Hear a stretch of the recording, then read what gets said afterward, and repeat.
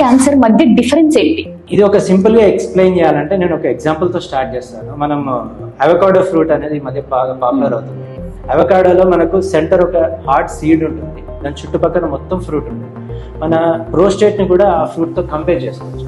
So prostate లో కూడా central part ఉంటుంది, ట్రాన్సిషన్ జోన్ అంటాం. అంటే ఈ ట్రాన్సిషన్ జోన్ మూత్రనాళం చుట్టూగా ఉంటుంది. సో అందులో ఈ బినైన్ ప్రోస్టేటిక్ హైపర్ట్రోఫీ అంటే ప్రోస్టేట్ పెరుగుదల వచ్చినప్పుడు ఈ నాళంని ఒత్తేయడం వల్ల మూత్రం ఫ్లో తగ్గిపోతుంది.